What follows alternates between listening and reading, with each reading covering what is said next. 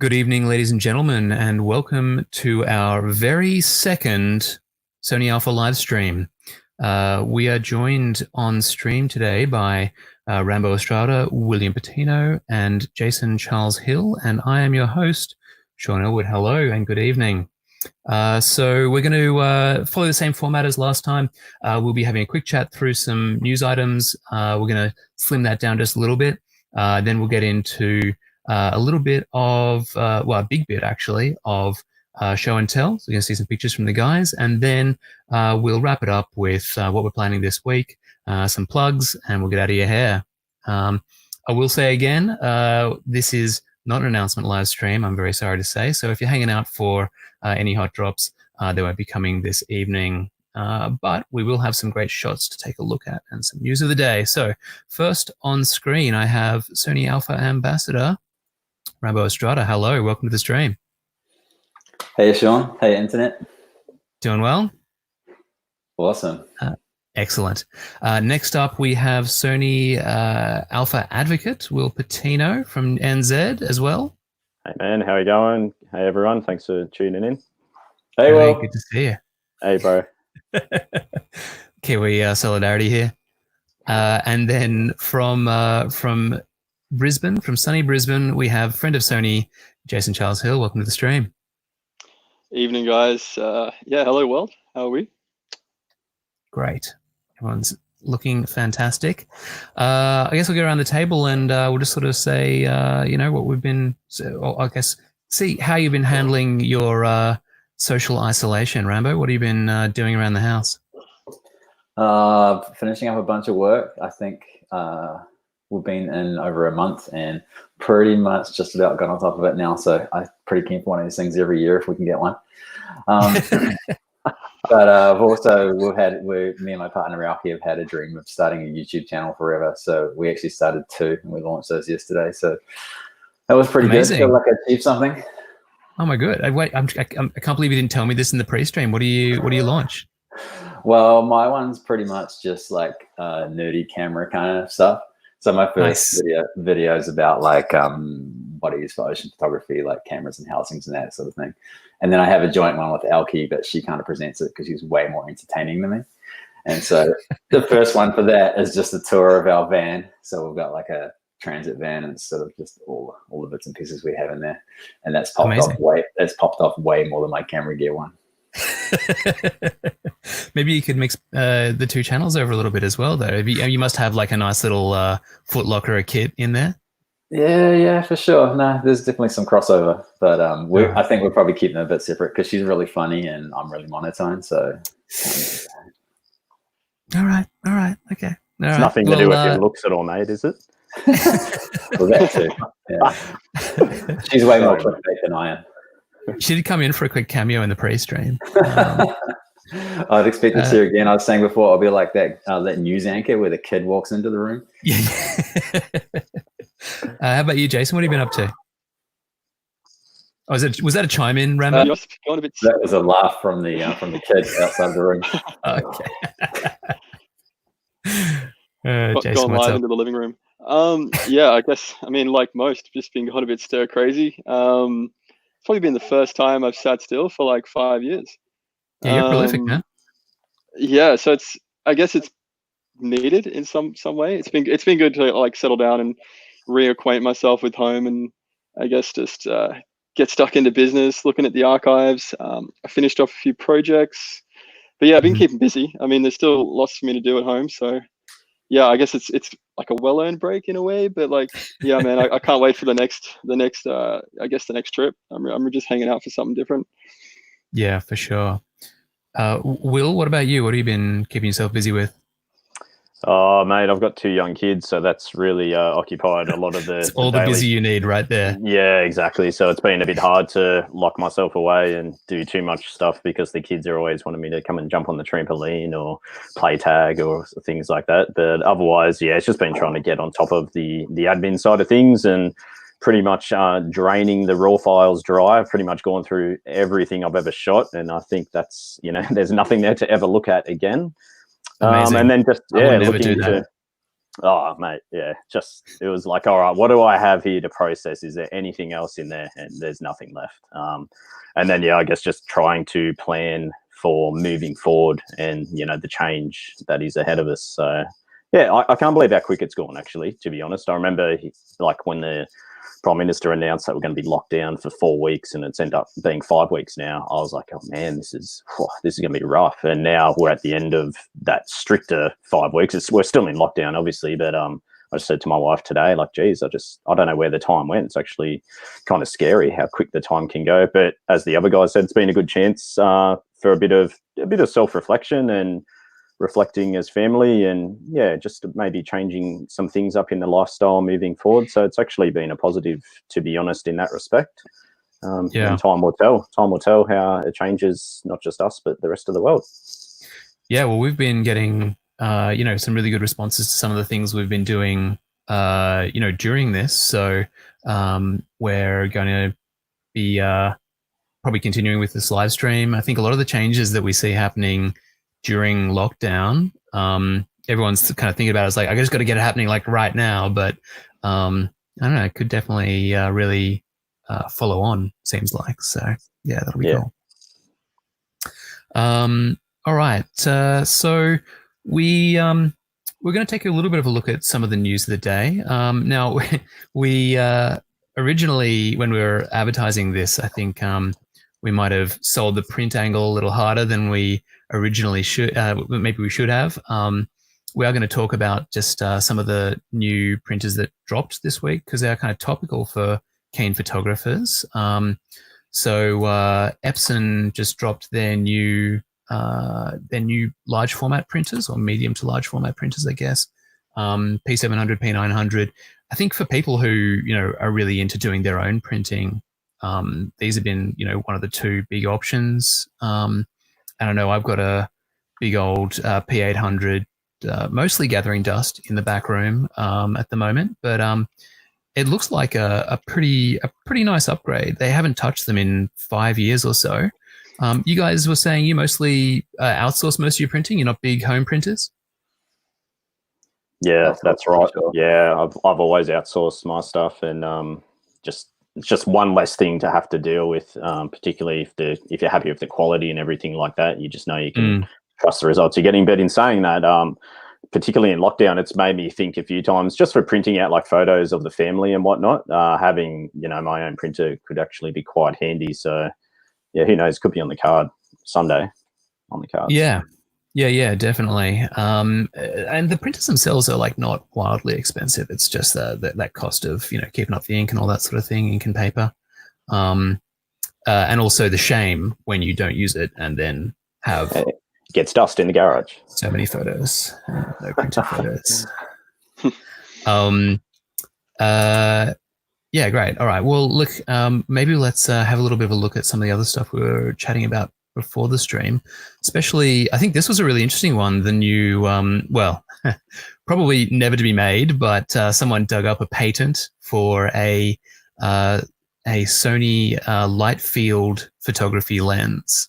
So you guys are kind of familiar with the, stuff like the old Light L16, the most ungoogleable camera brand in the world. Did you guys ever have any of you guys ever messed around with these light field cameras before? I haven't.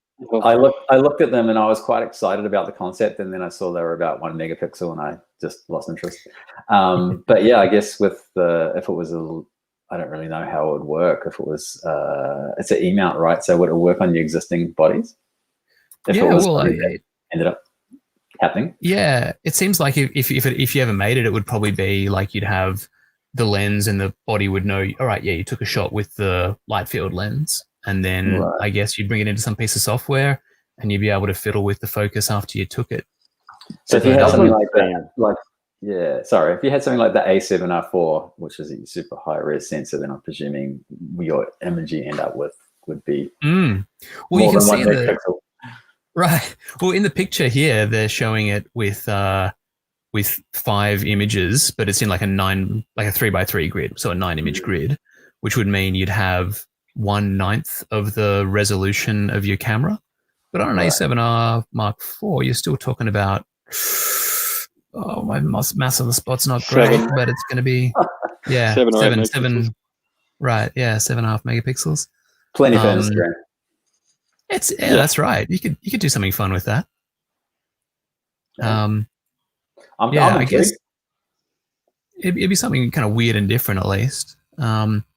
It's not too hard to envision that eventually, you know, like I can already envision jumping into Photoshop or whatever you use and adjusting a slider and just watching the focus just shift forward and back. Like, it's really not that hard to envision in another 10 years time or something, you know, when they'd finally maybe consider doing something like that properly. But I reckon that would definitely happen eventually, no doubt.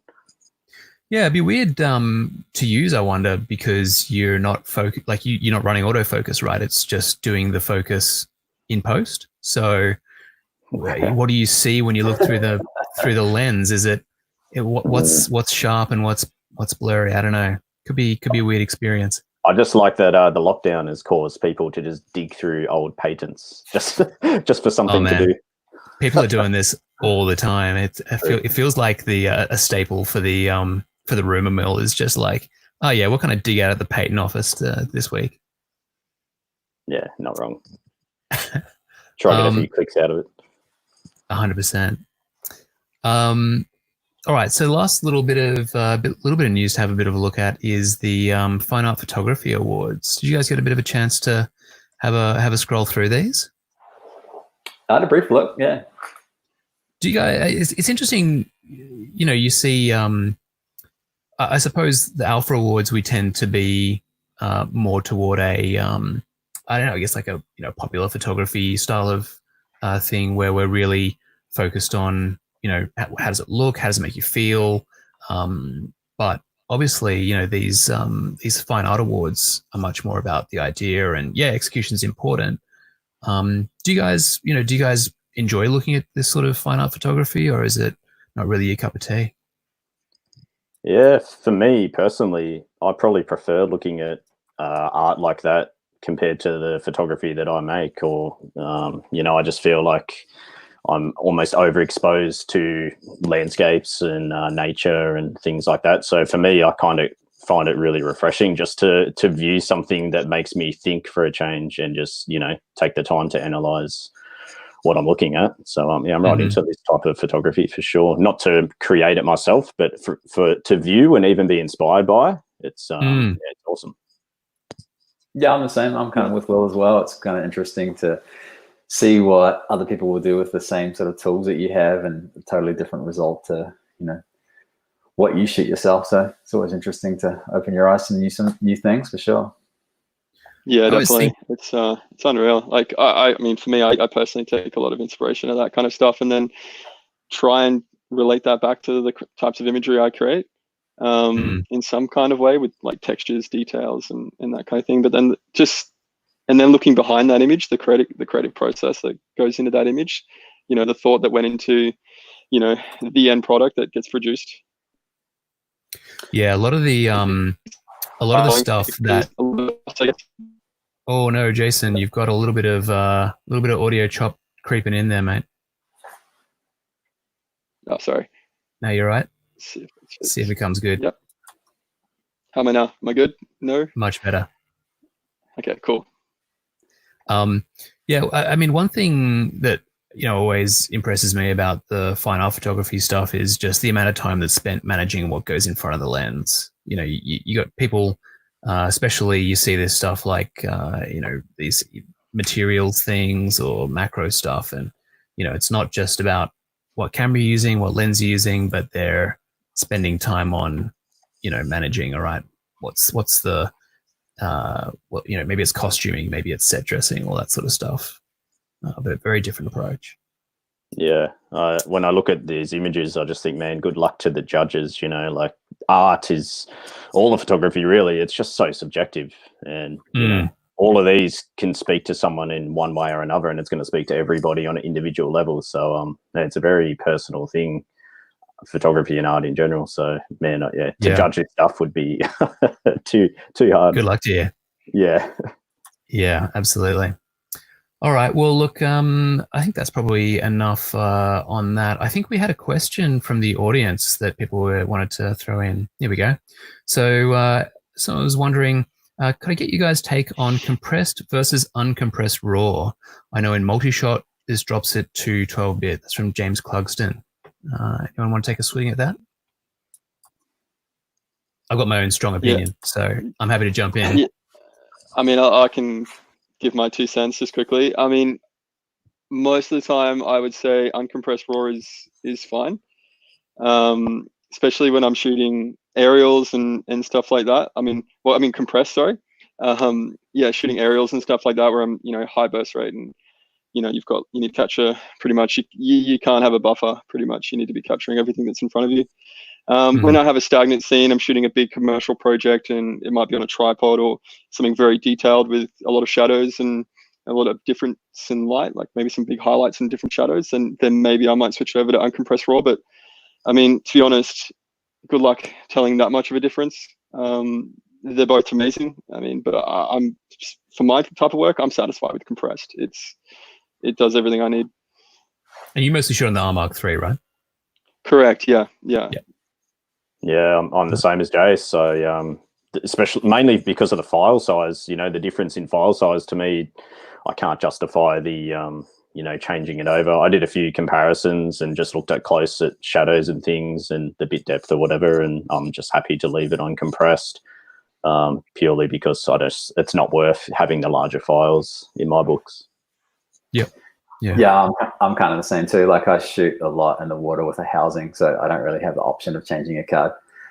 So I'll put 2 cards in there, and sometimes if the waves are really good or I'm super trigger happy, I go through both those cards and I've got to come in. So that's the end of my shoot. So I often will think, I'll give uncompressed a go if I'm shooting the landscape or something, but it's just something I never even remember to do. So yeah, pretty much everything I put out there is compressed as well. Yeah, I mean, I think compressed for a lot of people, I know for me for a long time, was sort of like a dirty word, right? And I think early on in the days of early DSLRs, it was like everything was compressed. And when they had brought in RAW, it was like, amazing, this changes everything. And so like we all have this like really strong bias toward like everything should be no compression at all.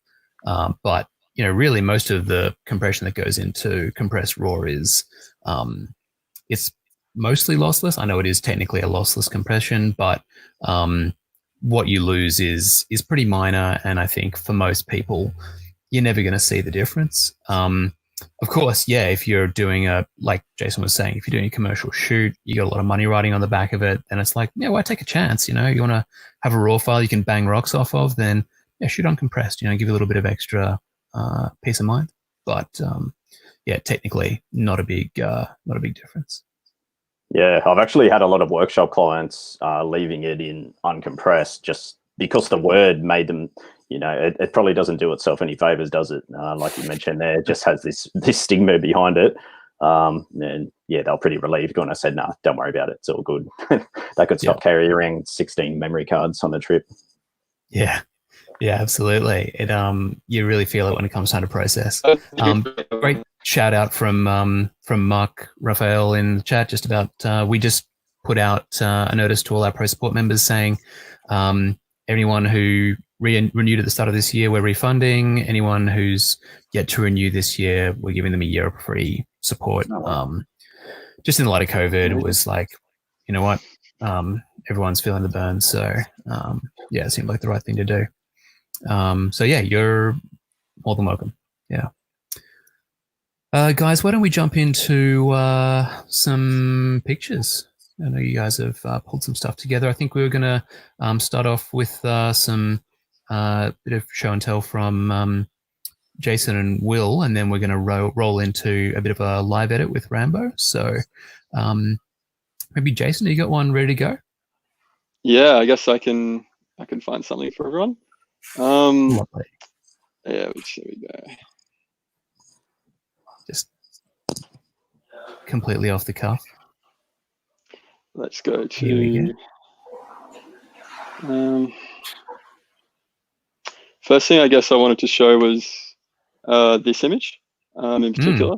Wow. It's a new image for me, and it's something a little bit different to what I normally shoot.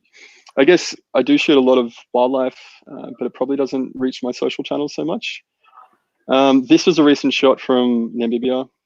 Basically, the story behind the image is actually probably more impressive than the image itself for me, because we started off at about 5 a.m. in the morning. We left camp and we were in the bush, and we come across this like really incredible smell. Like it's super hard to describe it. It's probably the worst smell you'll ever smell. And in the dark, we've kind of found this carcass of this dead elephant, and it's probably one of the most overwhelming and sad moments you'll ever come across. But in that moment, over the back of this elephant, 3 lion cubs come out, and they're actually playing on top of this elephant. And as the sun rose, the mother was actually feeding on the inside of the elephant, on its belly, and the shadows and the light just came across, and I just snapped this image. And for me, it's quite a powerful image, but it's I don't know, I just really enjoy it, because it's I shot that on the Mark III, A7R Mark III, 100 to 400, and it's tack sharp pretty much all the way through the face. Exactly. Jason, I'm just as a little technical thing, is there any way you can get that to show a little bit larger? It's sort of sitting in a little window there for some reason. Has this? Let me just see. I'm pretty much screen sharing. I press full screen on my. Is that larger at all? Oh, that's better. Yeah, that's better.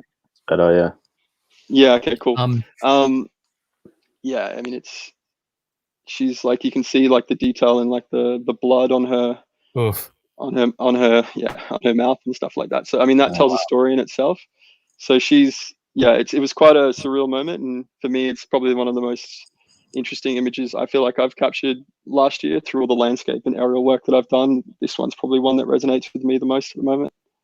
Yeah, it's great because it's got so much sort of theater about it, with the eyes in shadow and just kind of peeking out there, but also it feels really real with all the, as you said, like all the detail and the blood and I mean, you you're can right, see incredible like image.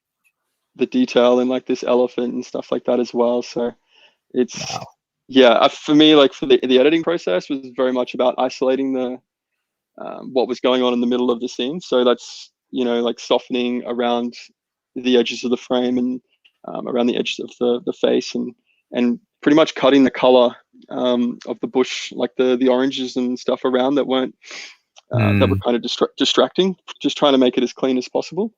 And this is pretty much the end product that I'm kind of sitting on at the moment. Yeah, your eyes go right to it. Yeah. Worth the smell? So yeah, definitely. I guess Will want to show an image, or you want to go through one by one? Or? Yeah, Will, do you want to chuck one up, or kind of yeah, no worries. Yeah, cool. See what I can do here. That was nice, Jace. Liked it. I'll just pull up one, probably the most recent. Haven't picked the camera up for a wee while now because of the current circumstances, but this is shot maybe 6-7 weeks ago now.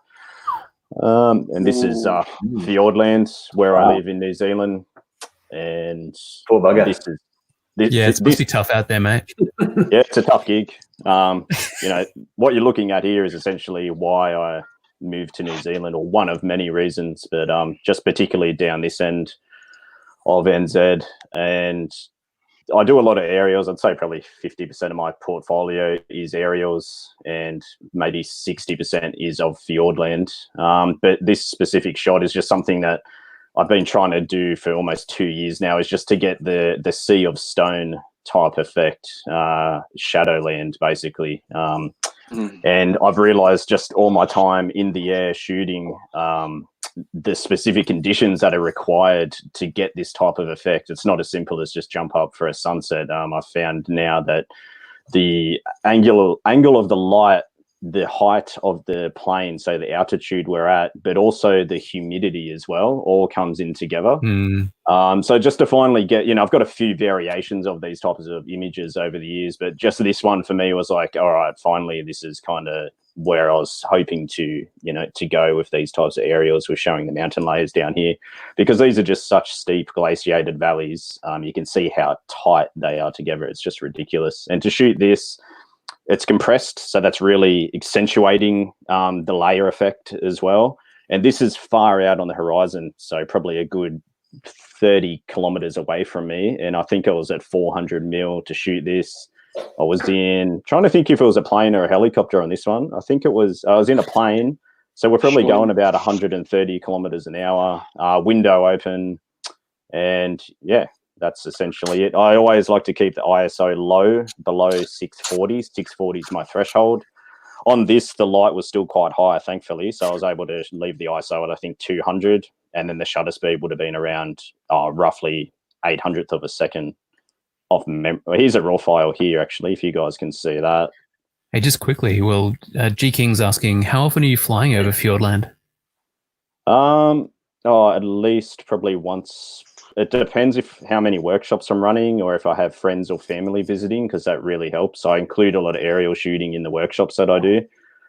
So look, if you averaged it out, I've probably spent 40 hours in the air in the last 12 months, I'd say. It's a big part of the photography that I do. Here's a raw file here. Just to give you an idea, people wondering what the adjustments were. I can't show you specifically before and after, but that's the frame before, and then that's the process version. So mainly fixing the horizon slightly. Well, I'm not sure that's reflecting on your screen there. You might need to load it into Photoshop. Sorry, dude. I will change that. No, you're right. Bear with me. Technical difficulties. I need a little thing that I can throw up and be like, technical difficulties. There we go. All right. How's that? All right. Here we go. Yeah, beautiful. Yeah, so this is just the raws from that shoot. I was with my brother-in-law, Jared, so the folder was aerials with Jared.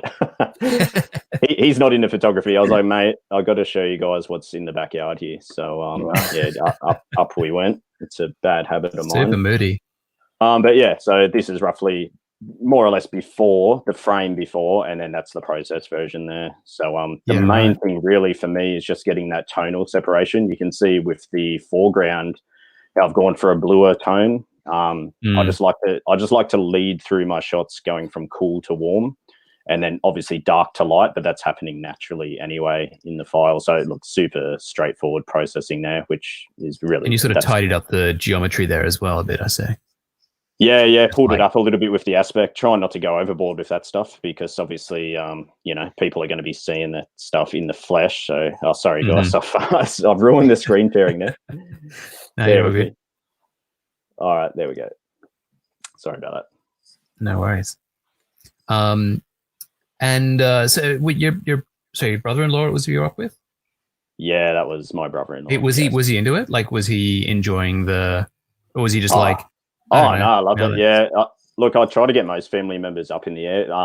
The problem is, being a photographer, it's a half an hour flight turns into 90 minutes, and then I'm getting the plane. I've got a good relationship with the pilots I use down here, so we just sync together really well. And there's a lot of circling around, go up higher, a bit lower, tilt the wing this way to block the light, all these little things. And the poor people in the back, sometimes they're they're getting a bit sick or a little bit motion sickness. I'm just so in the moment, but they love it though. They're stoked because it's just mixed so bit of business with pleasure. Oh, you have to, man. That's it. I don't know how much we'll be doing in the future, but it's been really fortunate to get up in the air a lot, and just particularly in Fjordland, where 98% of it is pure wilderness. There's no roads, there's no tracks. You'd need 20 days just to even get out somewhere and wait for the right conditions. So once I started shooting aerials here a few years ago, I was like, okay, this is a nice way to just show that relationship with the land and show people the places here that a lot of people haven't even seen before. It's pretty it's pretty addictive. It's wild. It's wild. I don't think there's that many places in Australia where you could just look out at the horizon and be like, you actually can't. You can't go there. Yeah, there's a couple. I guess. There is a couple. You know where to go. Especially once you get. You were shooting with the 100 to 400 Will for that one. Yeah, man. Yeah, I love that lens. Once I got that, I haven't gone back, and sometimes I'll use the 2x extender as well. But the problem I found, even with the 100 to 400, if the humidity level is too high, then you'll have a soft image every single time, and it's no problem of the lens. It's just purely the moisture in the air. Because you're compressing so much air, it all comes together, and you just have a soft image. So I've had a few occasions over the years where I've gone to, you know, compress a scene and just it looks sweet, and then when you zoom in, you go, oh no, this is actually all soft. So yeah, that's a bit of a bummer, but that can happen even at 100 mil. It just depends on the conditions. But I love that lens. You take humidity into account before you're going to go on a flight? Would you usually, as far as yeah, it's pretty easy here though, because in summer we get a nice like a marine layer start to come in, and that pushes some humidity in with it as well. So really, you know, the warmer temperatures down here through summer, there's like a good, it's not much in field land, but you might have a good 6-week window where you can get that type of layering. And it's funny because some people would be like, oh, there's all haze, it's not clear. Like I've had pilots that I haven't flown with before, and they'll say stuff to me like, oh, it's a bit hazy today. And I'm like, yeah, that's good. Trust me, you'll see what I'm talking about. And then when the sun gets low enough and you get at that right height, those beams just become visible, and you have a good 10-minute window where it's just, yeah, pure madness. Yeah. Got a quick question from Daniel Badger here. What monitor do you recommend for photo editing for printing? You guys got a favorite? I just use the, I'm on a iMac 21.5 inch. It's like a 2015 model. And that's fine for me. It's 4K. That helps, obviously. But yeah, I'm real happy. I've never tried to calibrate this or anything. When I do a print, the results are pretty standard to what I'm seeing on the screen here. I'll lift the shadows a little bit, just the brightness in general. And then that's about all that I'm really doing. Yeah, I'm pretty similar too. I'm just looking, 27-inch 5K iMac, late 2015. That's all I use. Yeah, for me, the iMac is pretty much the go-to for most editing process. I mean, obviously on the go, the MacBook Pro kind of, for me, that does enough. It's good enough. Yep. But obviously it's always good to see your image as big as possible when you're editing, you know, especially when it's, you know, dust spots and any kinds of, you know, imperfections you want to try and make sure you don't miss out on. Do you find your brightness on the MacBook a little bit different to the iMac when you're doing when you're editing? Yeah, I feel like for me, I always have to make it a little bit brighter if I'm editing on the MacBook. Same, a little bit dark. Yeah. When I edit on the iMac, I bring the brightness down by like 2 taps of the brightness, and then on the MacBook it's like 4 or 5 or something. Yeah, definitely. Standard. Yeah, I mean, I think on PC, obviously, it's a whole different kettle of fish, right? But ultimately, like a lot of the creative industry lives on Mac. So like for most people who do this stuff professionally, it's like, well, probably your computer's in your screen, so you didn't get a choice, and you're just going to use the thing that's right there. Yeah. I remember making that jump from PC to Mac. I used to think, why is all these creatives using these Macs, you know? And I was kind of against it for a while. And then when I bit the bullet and just saw, mainly with the prints, you know, just how accurate the color was with my printing, I was like, oh, sweet. This just, you know, removes a lot of headaches and calibration issues and everything like that. It just makes life a bit easier. Have you guys looked at your photos on like different phones, like Samsung? Oh man, Apple. Yeah. Holy smokes, it's so different. My girlfriend, she has the exact same phone as me. Mine has like a purpley kind of tint, and then hers has more of a green tint, and it's the exact same phone model. So it's like 2 iPhones, and it's just like, come on. Oh, wow. So you're saying Adobe Lightroom for phone is not ready for prime time? Oh no, we've got Robo Jason. He broke up a bit there. That is a hard thing, though. It's hard knowing that, you know, you sit here and create something with your vision in mind, and you achieve those results, and you can print it, and, you know, that's it. That's your creation. And then your audience or people on the other side of the world could be looking at it going, man, he oversaturates his work. This is not good. Or, you know, they're just not seeing it. It's like a chef making a meal and presenting it to people, and you're all sharing it, or packaging it up and sending it away, and then it arrives cold and people aren't tasting it properly. Like it's a hard thing. And my only thing to say on that would be, unfortunately, you can only do, you know, to suit what you're working on. And I guess it does help knowing that if you're working on a system that is popular, like a Mac, for example, or not, if you're using an iPhone, etc., then at least you're going to be reaching a pretty large audience there and getting the same result. Not according to Jason, it's going to be different even between 2 iPhones. But yeah, I can. It's pretty frustrating for that. The Samsung for me is like the hardest one. because it's so saturated and the contrast is out of control. And then I look at, say, if I look at my Instagram feed, for example, on a Samsung, I like get sick. I'm like, oh, that's not what I produce, you know, like it's silly, but like, yeah, I don't know. I guess you just got to go with what your gut feel is and whatever feels right, like what Will said. So what's hard for as well, and you guys can probably relate, like I like to shoot dark. I shoot dark images because I shoot in dark environments, and when I process it, I want to have that integrity there and keep that dark scene feeling dark. And that does not translate well to if you're on a phone standing outside on a sunny day. You just can't see all those details. So unfortunately, a lot of my photos, they almost need a disclaimer that says, view in a dark room, please. Like don't stand near a sunny window, because you're not going to see the details properly. Because otherwise you have to over process so people can enjoy it. So that's sometimes I thought, you know what, most people are going to look at this in the wrong environment and not really get it, but you know, so be it, unfortunately. Do you guys I'm gonna just quickly jump in and get I might get you to throw up another image, Jason. I just feel like it might be good to have a few more, get the visuals back in on this photography podcast. Oh yeah, okay. Live stream. I can do that. But yeah, it's just to go back to, I guess it's hard when you create an image, I guess, like this, and then someone's viewing it on like an iPhone, on a phone, when it realistically this should be viewed on like a big screen, or at least in print. To really, you know, if you looked at that on a phone outside on a sunny day, you probably wouldn't see the eyes. You know, and it's so critical, right?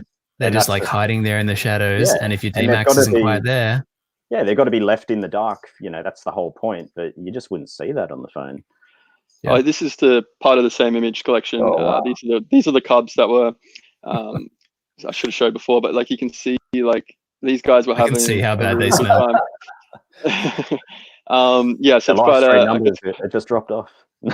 Yeah, we've just gone. Sorry, guys, we've just gone from PG to M. I don't know. I guess I've got like a small collection here. I guess I'll show this one for starters. This one's in Greenland. Let's make it bigger, again. Zoom in a bit. Yeah, how you did before. Let me just see. Wow. Does that make it any bigger? Or not really? I think it's the same. No. That's all right, dude. Yeah, you made it like the whole thing popped up larger before. Because I was in let me, if I go to develop, maybe does that make it any better? I don't know. But yeah, this is kind of how I'm feeling at the moment. Just isolated at home, just waiting for the next time I get to go outside and enjoy. But yeah, this is a scene in Greenland.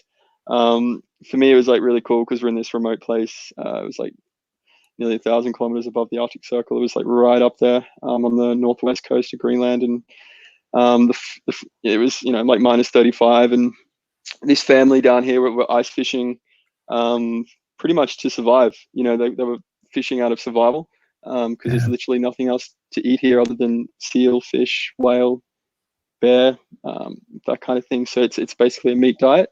So yeah, for me, I felt like this is kind of like how I'm feeling right now. Just kind of stuck at home. But yeah, it was really simple image. There's not really much that's gone into this at all. It's just it was a storm going on in the distance, so it's already a bit dark, and I've just cleaned up a little bit of the image. But other than oh wait, hang on, I've got a thing for this now.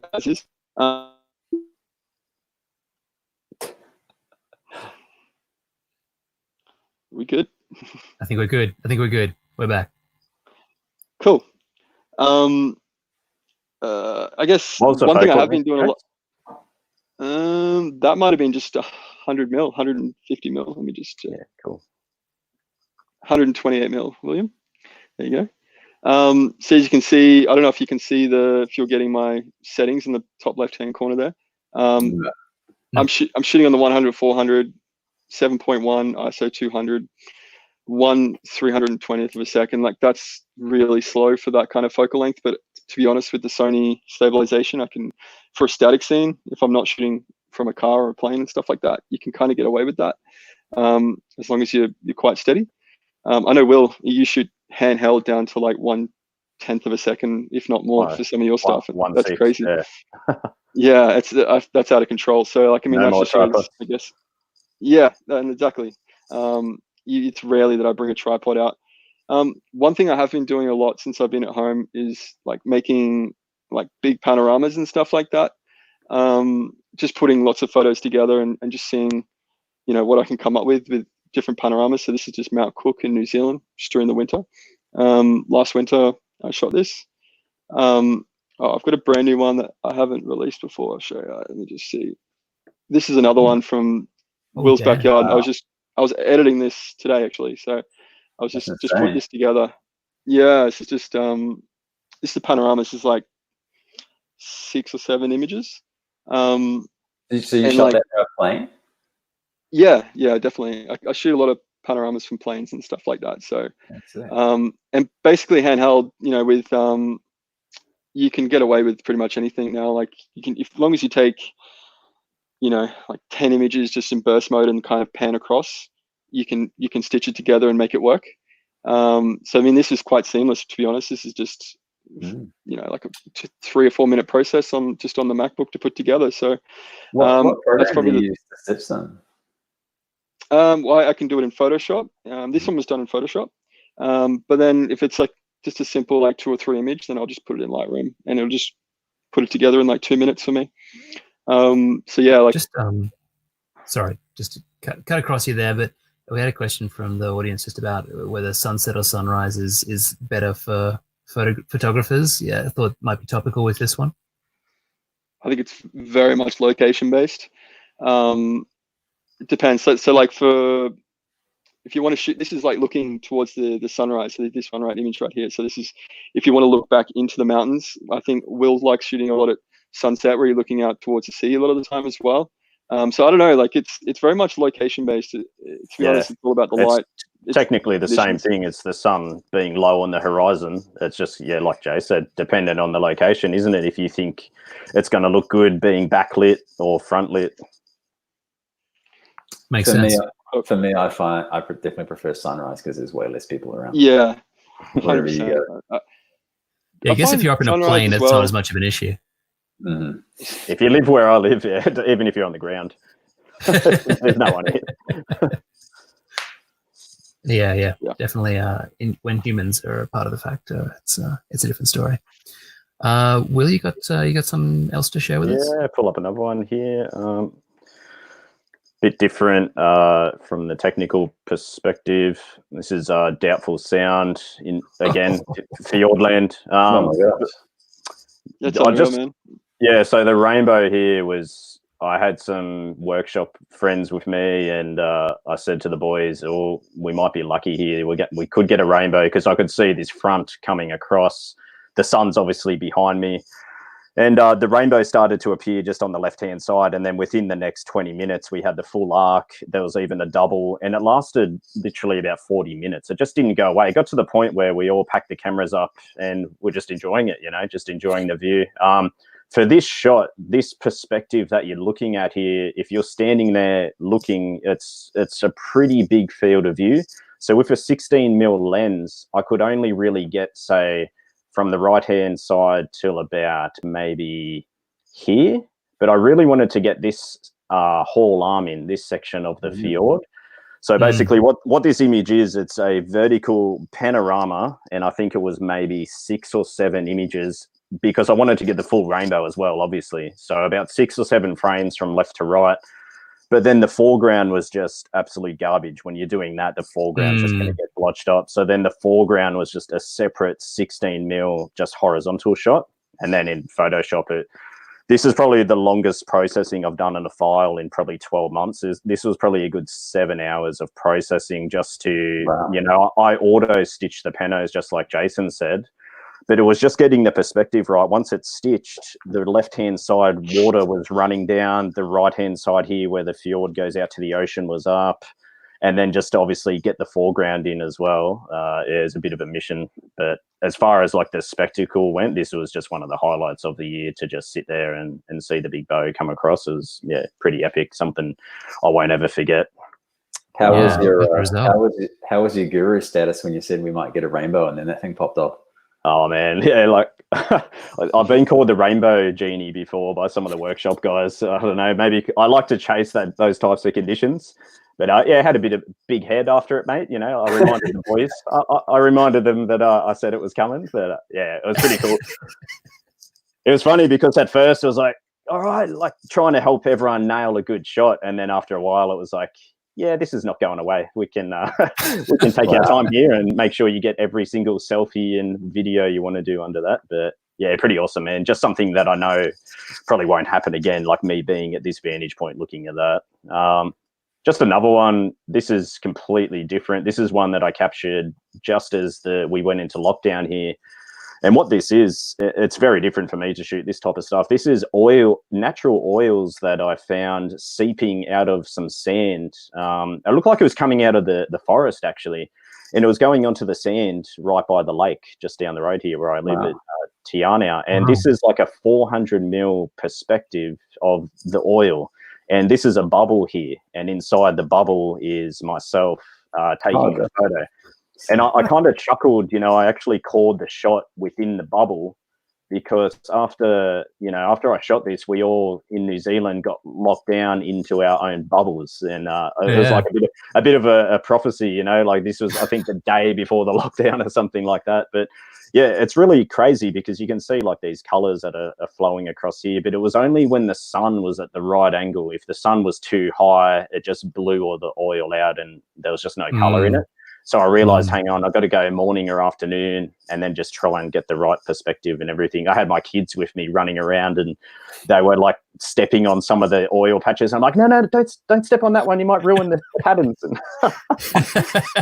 was really fun. I can shoot this abstract stuff for days. And then when I go to process it, I really love evocative, dramatic imagery. So sometimes I'll spend hours having fun out in the field shooting detailed shots. And then when I get home, I just go, nah, it doesn't do it for me. But with these oil ones, I thought, no, this is something a little bit different here. So, could be one of your Fine Art Photography Awards entry. Yeah, throw it in there. Just quick backtrack. There was a question about for Jason's image, that panorama into the bowl. Was that an autofocus burst? Yes. Let me just. I'll just. So definitely autofocused out of the plane. I mean, that's all you can really. It's all you can really do. Really, you can't really manual focus. I usually use continuous focus. I think, for out of a plane. And usually just center point, because then you can kind of work your way across. Aperture of, f5.6 usually does the job, and then just hope for the best. I mean, you only got like that image. You've got like 5 seconds to capture that image before as Will said before you're traveling at 150 k's an hour before you're down at the next part of the mountain range and you've missed it. So definitely just got to be like preempt that moment, autofocus, center point focus. And then I think the key for shooting aerials is definitely like knowing your camera, because it's quite a stressful process. And like, I know, Will, you'll attest to this. Like once you come off a plane, an aerial shoot, it's probably it's like the biggest adrenaline come down ever when it's been the most amazing session. Like you've got to be when you're in that moment, it's so exhausting and mind numbing. You just got to know your camera inside out. I think that's probably the key. So definitely. Simplify the process as much as possible and try and capture it. I think that's the key. Yeah. No, you're right, mate. You go. I was going to say, just another tip with aerials would be to chat with the pilot beforehand and let them know what you're after. Because I know a lot of people, they will just pay the money and jump in the plane and let the pilot just circle around and do whatever. But if you actually have a chat beforehand and let them know what you want to do, they're probably more than keen to actually break the mold of doing a standard tour and try and get the type of images that you're after. Make it more comfortable for you as well when you're in the air to say, can we just go back that way again? And, instead of just going, I missed it, and then it's all over. Yeah, right. Well, thank you, gents, for sharing some images. I think we're going to click over to Rambo, and we're going to do a bit of a live edit this evening. All right, Rambo. Sure. Bring it on. Am I live? Am I screen live? You're live. You're so live. All right. So this one here is something that I've chased for quite a while. Is where I live on the East Coast, the sun rises behind it comes up over the horizon behind the wave. So it's really hard to get like a decent bit of light on the wave. So there's this one spot, all I'll say is it's quite far from where I live. But I've sort of been on photo pills for ages, looking at, different times of the year where the sun's going to rise. And then there was one time of the year where the sun would rise so perfectly, so it would light up this little bit of the wave face. So what I wanted to do was get this like reflection here. So this is the raw file. I've shot this pretty dark because I'm trying to like retain all this information here in this reflection. But I thought I'd maybe just go through and the edit process of what it looks like when I'm done. So I guess it's kind of interesting because the way the raw file looks in there and what I'm going to do with the edit looks totally different, but you have to capture the raw file in that way to be able to get to the end result. So the first thing I'd do with something like this would be to,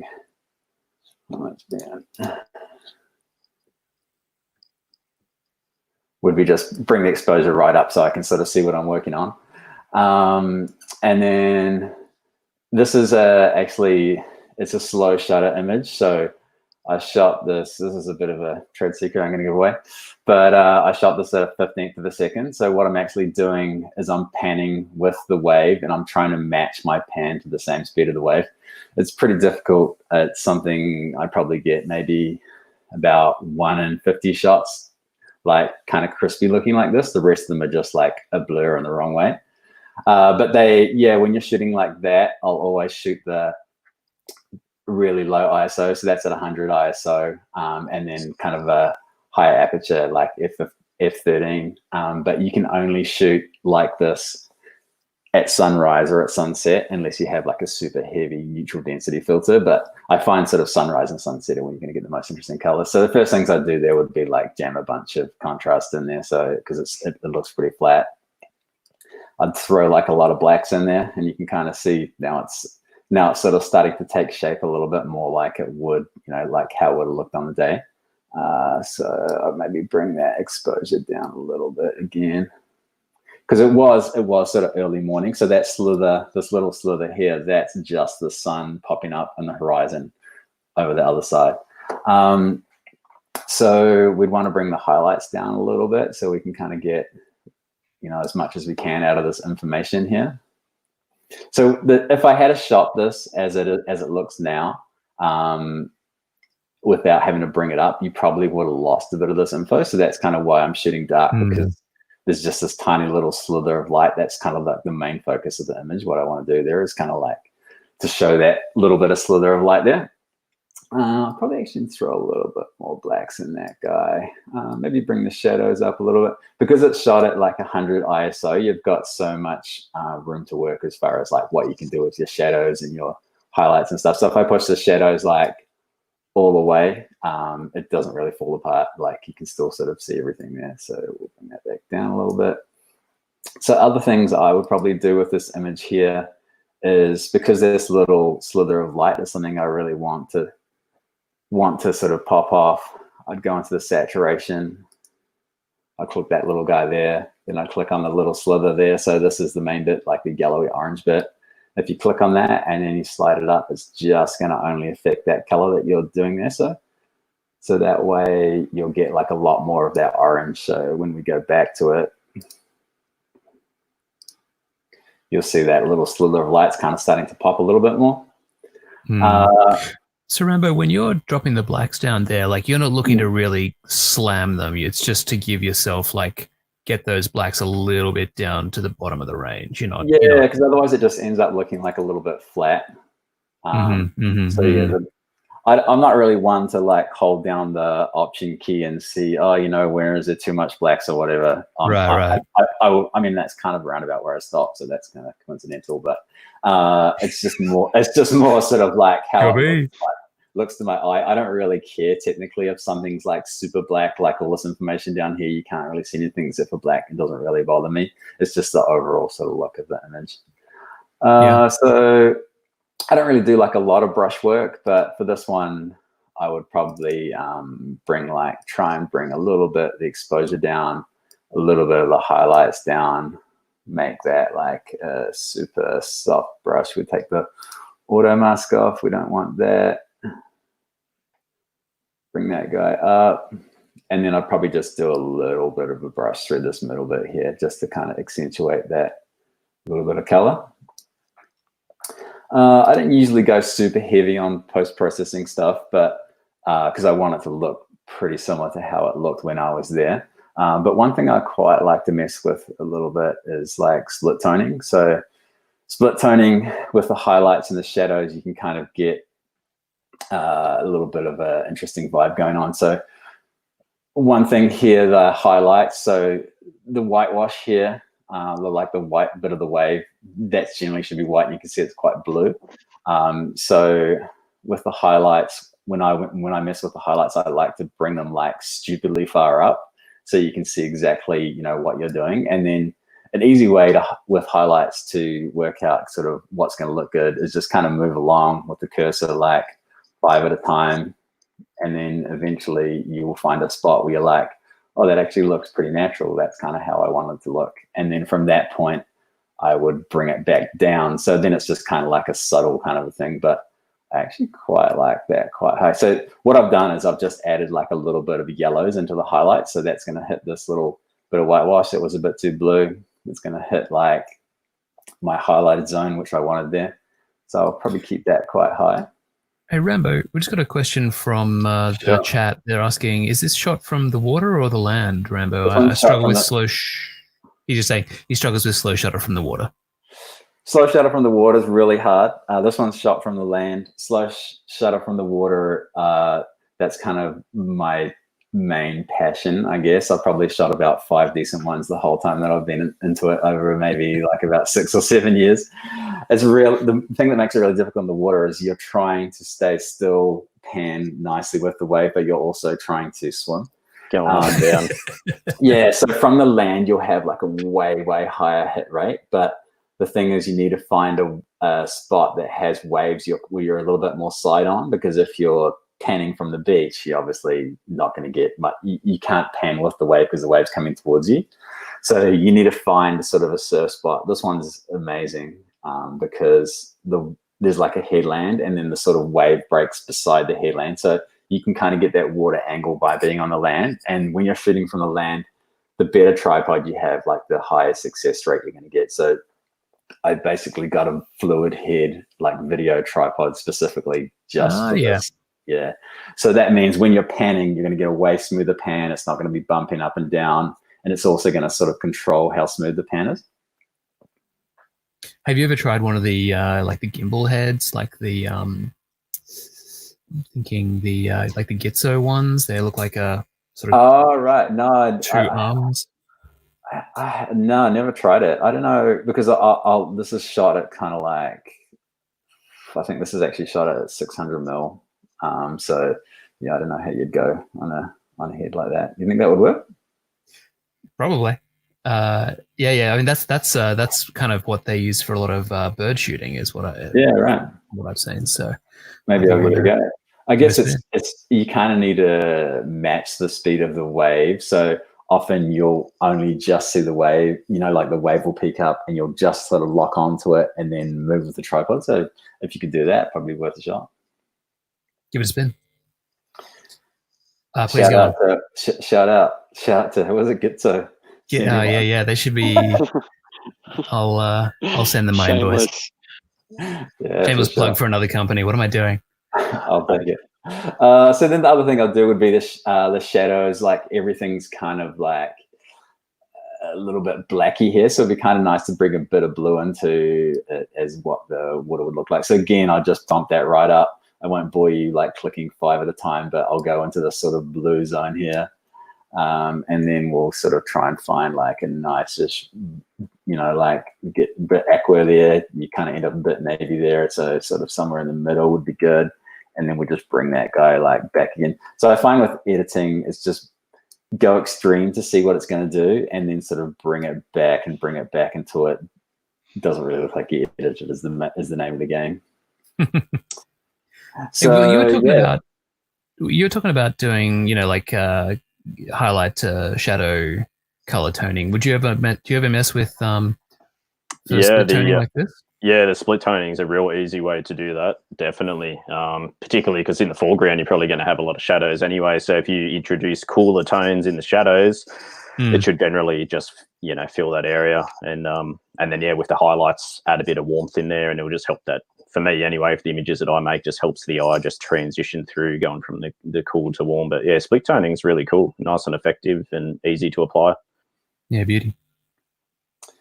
So Quick question here from the chat again, Rambo. Sure. Would you always manual focus for shots like this? That's from Chris Derbyshire. What I would usually do would be back button focus. So if you're shooting sort of side on, then the wave's not really changing in distance, how far away it is from you. So you can sort of lock onto it as it's coming in. And then once you're locked in, then you release that sort of the back button focus and just kind of fire away. And it shouldn't really change as far as, the difference from the camera. Sometimes I've been super nerdy and set up multiple cameras. This spot's really good because the wave breaks in a similar spot all the time. So I've set up like multiple cameras because slow shutters like a really low yield. So like I was saying before, like I might be throwing away like 95%. So I'll have another camera set up at the same time. And then that's just like static because the wave's going to break in a similar spot because it's a reef break. And then I'll manual focus it. And then as I'm doing the slow shutter in my left hand, I'll be holding the remote and I'll be firing off some sort of static shots at like 1,000ths of a second as well. So that way I'm just sort of banking two things at the same time. So I can be a little bit more risky without having to, without having to freak out that I'm kind of missing something. But yeah, through the roof. Yeah, yeah, for sure. I set up 3 last time because I was super nerdy.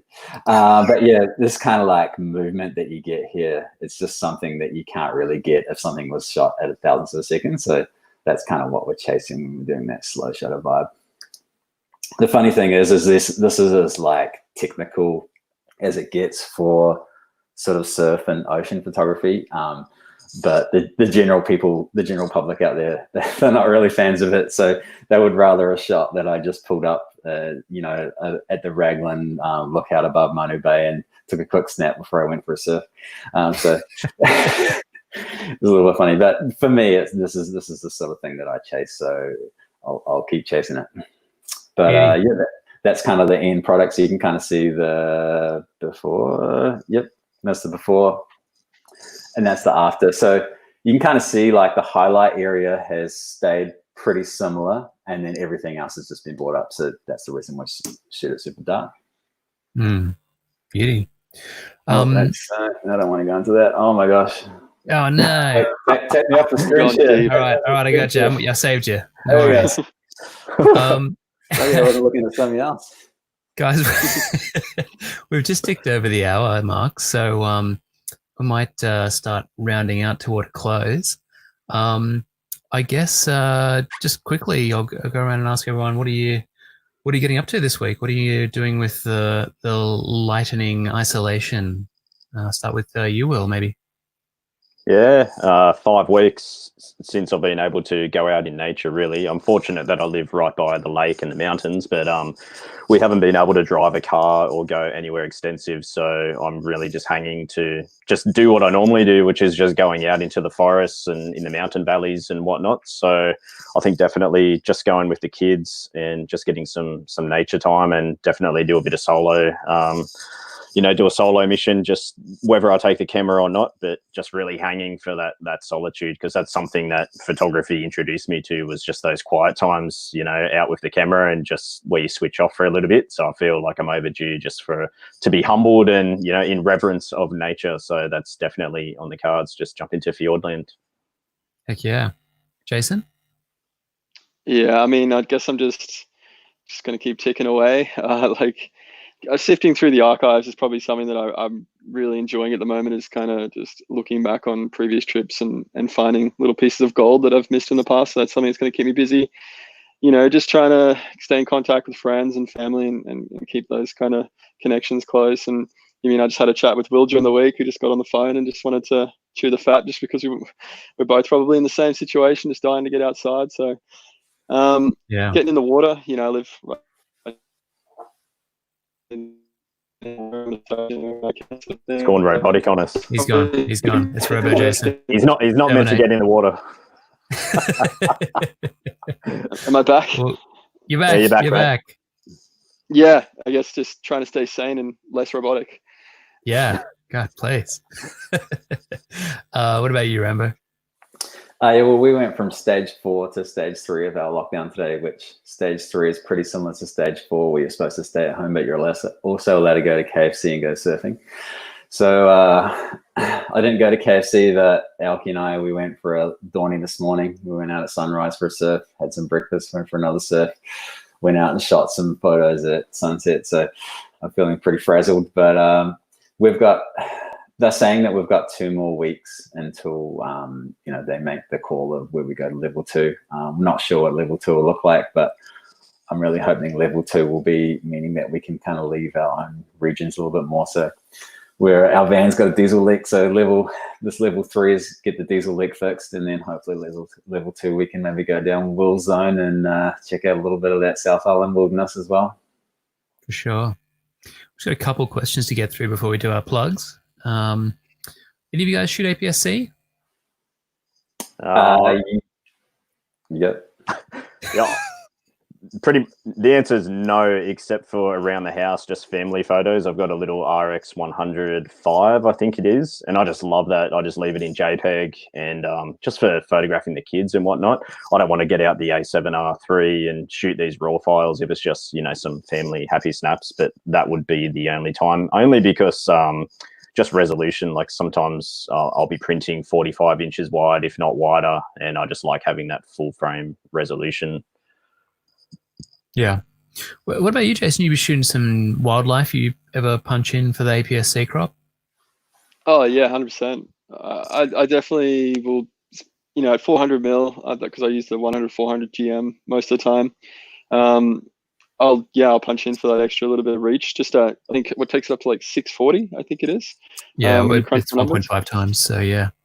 Yeah. So yeah, I mean, I do that, and then just what Will said before. A funny story. Actually, like sold an image shot with the RX 100 Mark V, like to be printed in A2. Like just a random image that I took, like flying in a commercial jet airliner over the Northern Territory, just like some textured images, that kind of thing, and it looked amazing. I mean, that's like the camera I keep in my pocket.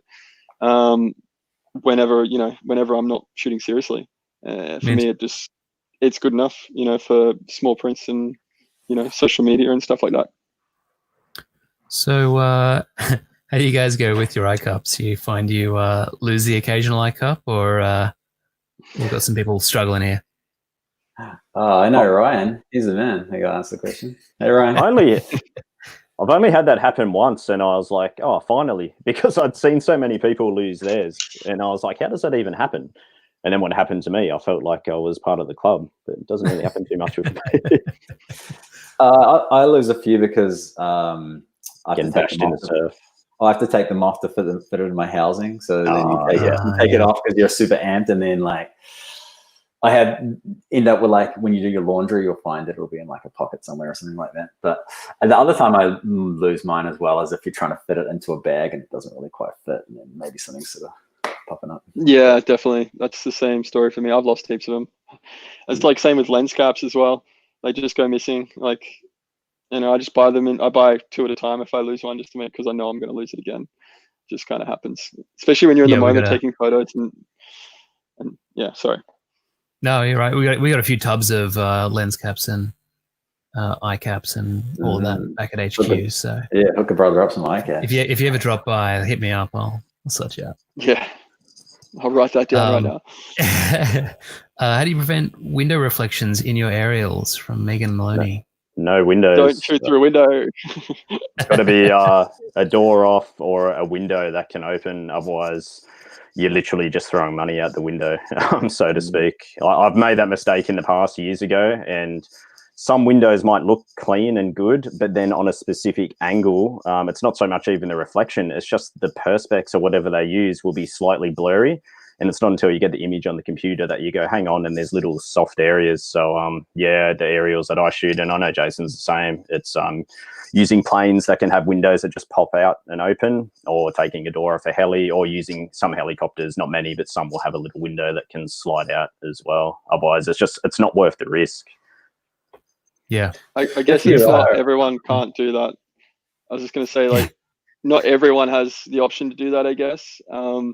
There's a few like small points you can do to make sure you can cut glare anyway whatsoever. Is wear black for starters. And you can wear really thin gloves so you can cut any reflection of skin or just anything. So if I have to shoot through a window, which I have in the past just due to restrictions on a job, whatever, I even take like the strap off your camera as well. Anything that can have any kind of reflection.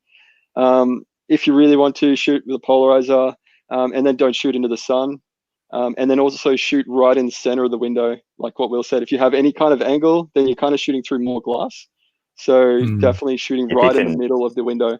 Yeah, and maybe drape something if you have the lens up against the window or close to it. If you have a beanie or, you know, article of clothing to drape over and around it just to prevent any light trying to get in and bounce back towards the window, that would help as well. But yeah, it is a tricky one.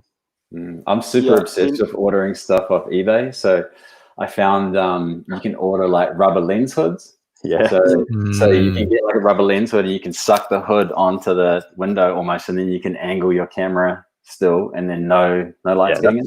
That's a perfect solution for that, definitely. Well, thank you so much for your time on stream tonight. It's been a pleasure. Last plugs. We'll put all your links down in the doobly. But Rambo, where can we? What are you on? What do you want to plug? Oh, Alki and I just started a couple of YouTube channels which we launched yesterday. So Rambo Estrada, and there's one that's my one where you can nerd out on camera gear with the Kiwi monotone accent, and then Rambo and Alki is the one where Alki presents, and she's way funnier. So if you're just after some light entertainment, that's where you want to go. You be it, Jace. Yeah, I mean, you can find me on my socials, you know, like my Instagram, Jason Charles Hill. But something I guess I haven't been offering in the past is during this pandemic, I've had time to get on top of now is I'm doing more prints. So if anyone wants to print at home, I'm doing more prints and that kind of thing. So yeah, feel free to touch base, email info@jasoncharleshill.com, and yeah, we can help you out with some fresh prints for your homes since everyone's spending so much time at home at the moment. So beautiful. Will? Yeah, all the usual suspects. Instagram is William Patino _photography.